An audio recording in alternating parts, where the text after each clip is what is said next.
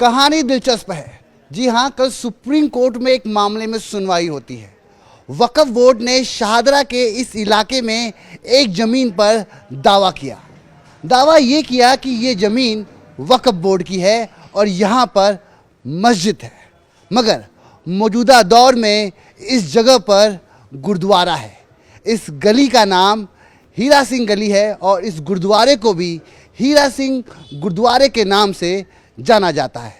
कहा जाता है कि एक दौर में पाकिस्तान से कई लोग जब बंटवारे के समय भारत आए तो उन्होंने इस इलाके में बसावट की और उसके बाद इस गुरुद्वारे का संचालन शुरू हुआ। ये वही गुरुद्वारा है जिसकी सुनवाई कल सुप्रीम कोर्ट में हुई। आपको बता दें कि मामले में सुनवाई के दौरान वक्फ के वकील ने सुप्रीम कोर्ट के सामने ये बात रखी कि इस गुरुद्वारे पर मस्जिद बनाना चाहिए, क्योंकि ये मस्जिद की ज़मीन है, वक्फ को वापस सौंप देनी चाहिए।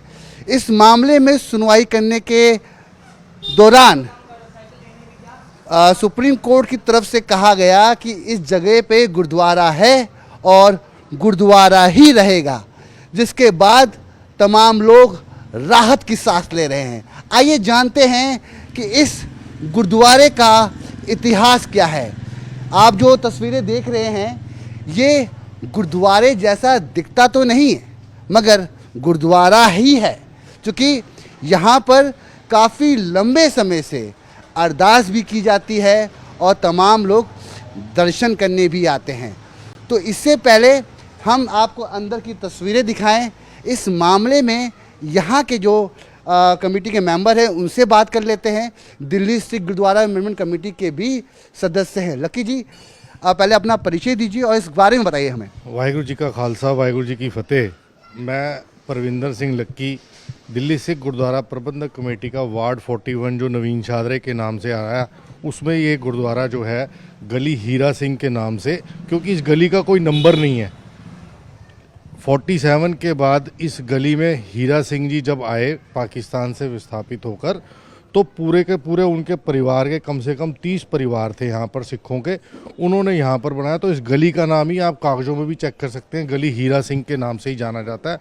और उसमें ये स्ट्रक्चर था, तो उन परिवारों ने मिलके ये स्ट्रक्चर पहले से ही बना हुआ था कि उन्होंने यहाँ पर गुरुद्वारा से शोभित किया और गुरुद्वारे की सेवा संभाल करी, गुरु ग्रंथ साहब जी का प्रकाश करा। तब से लेके अब तक, अभी आप अंदर देख सकते हैं, गुरु ग्रंथ साहब जी का प्रकाश है और अभी भी हीरा सिंह जी की चौथी पीढ़ी का जो वंशज है वो सेवा संभाल कर रहे हैं। इस बीच में 1953-54 में वक्फ बोर्ड का आगमन होता है, क्योंकि उस टाइम कांग्रेस की सरकार थी, जो भी उसमें थी संपत्तियां उन्होंने वक्फ बोर्ड को जिन्होंने तो वो वक्फ बोर्ड का बीच में उन्होंने इसको मस्जिद का कहा कि ये मस्जिद है, इसका नाम दिया तकिया बाबर शाह आलम मस्जिद।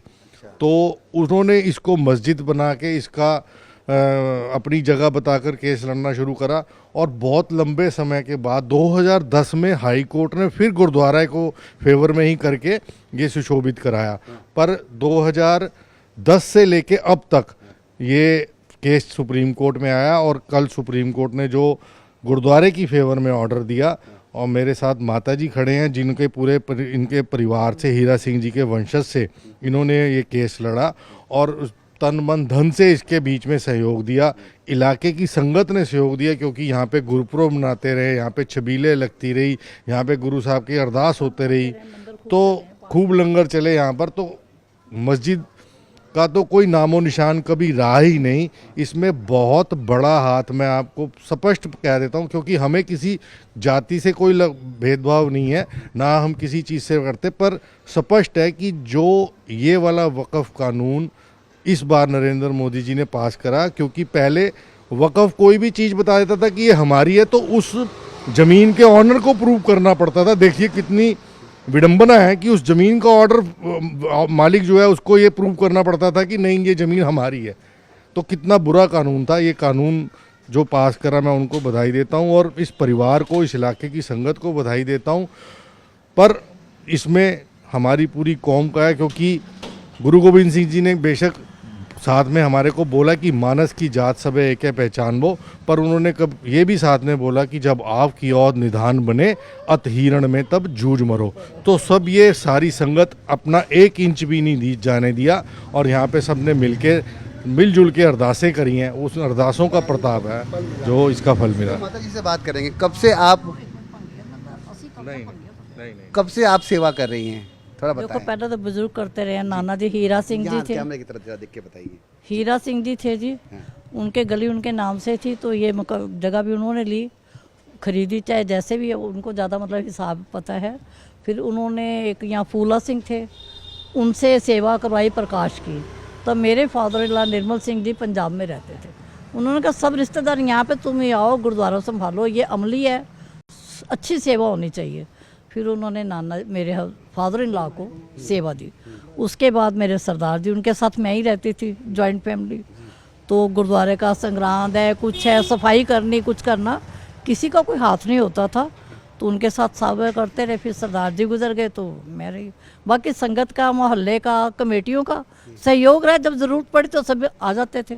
मेन मतलब थोड़ा संभाल का वो हमारे रहा, बाकी तो बिना साथ के कोई काम ही नहीं हो सकता। सुप्रीम कोर्ट ने संगत है, पड़ोस है, तो चलता रहे। सुप्रीम कोर्ट ने तर्क के दौरान ये बात कही कि जब वक़फ़ की तरफ से ये कहा गया कि वहाँ गुरुद्वारे जैसा कुछ है, जब निर्माण हो रहा था, तो सुप्रीम कोर्ट ने कहा वहाँ गुरुद्वारे जैसा कुछ नहीं, वहाँ गुरुद्वारा ही है और गुरुद्वारा ही रहेगा।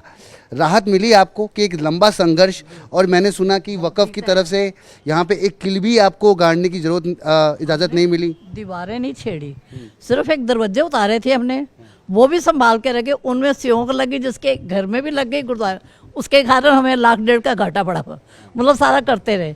लेकिन दरवाजे मजबूरी उतारे थे, हमने कुछ भी नहीं छेड़े, दीवारें वैसे की वैसे। इतनी जगह छोड़ के प्लास्टिक लगाया कि यदि वो केस वाले आए तो दीवारें दिखा सके।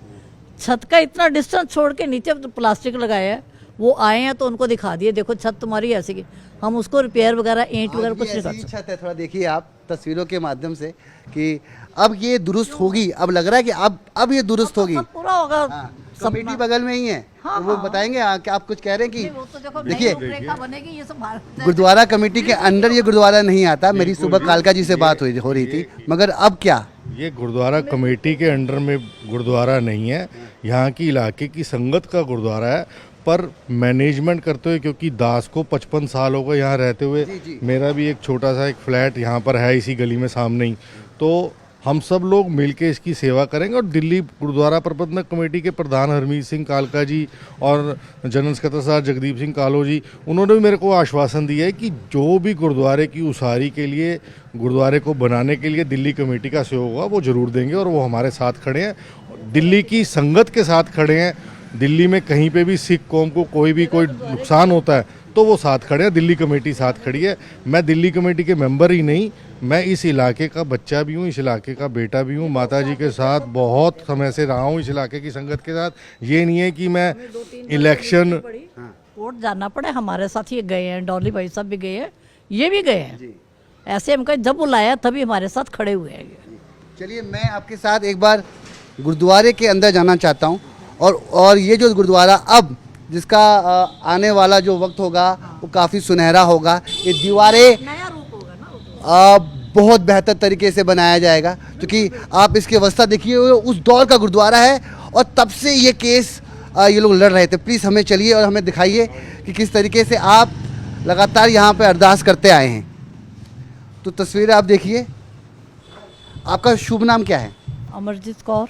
अमरजीत कौर।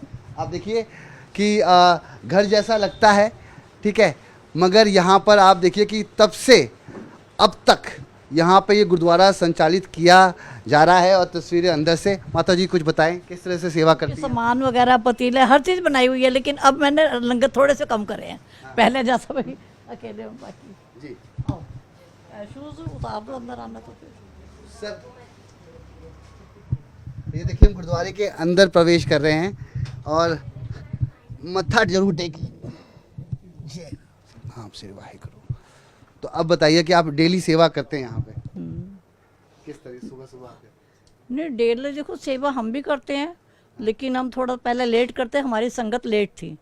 अब जो 1-2 बहन जी जुड़े हैं वो ज़रा जल्दी जा आते हैं, तो मेरे जेठ का बेटा संगत वो भी सेवा संभाल रही है।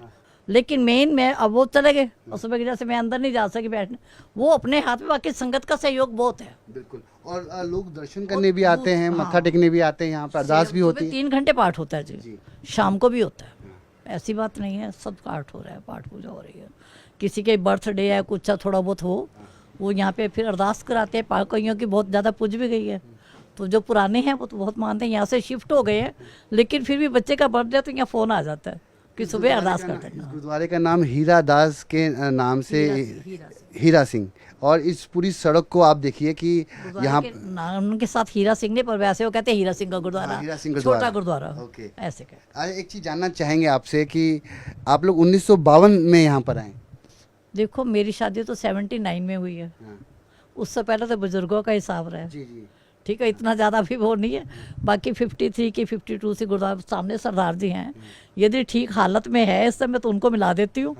वो आपको और भी विस्तार बता सकते हैं पूरा, वो भी पहले के रहने वाले हैं, पर थोड़ा सा इस समय उनकी माइंड परेशानी ये है। आपको कामयाबी मिली, देश हाँ, की बहुत सर्वोच्च अदालत सुप्रीम कोर्ट ने इन्हें बड़ों के राहत दी। सपने पूरे हुए, जी।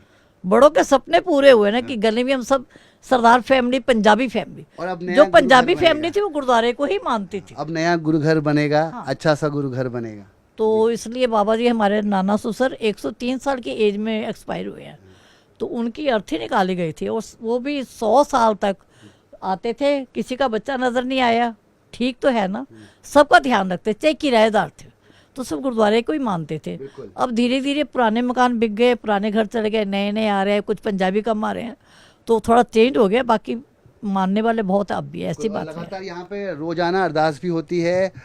गुरु हरि सिंह, क्योंकि जिस तरीके से ही माफ़ कीजिएगा हीरा सिंह के नाम से इस गुरुद्वारे को जाना जाता है, और जिस तरीके से लंबे वक्त से ये लोग ये अदालत में ये कानूनी कार्रवाई चल रही थी, पूरी प्रक्रिया के दौरान लगातार ये हेयरिंग में जाते थे, सुनवाई के दौरान काफ़ी दिक्कत और मशक्क़त का इनको सामना करना पड़ा, मगर एक लंबे संघर्ष के बाद सुप्रीम कोर्ट की तरफ से इनको राहत मिली है, और सुप्रीम कोर्ट ने वक़्फ़ को कहा है कि ये ज़मीन गुरुद्वारे की है और गुरुद्वारे की ही रहने दीजिए। नई दिल्ली से कैमरामैन संजीव वर्मा के साथ मैं रवि मिश्रा, न्यूज़ 18।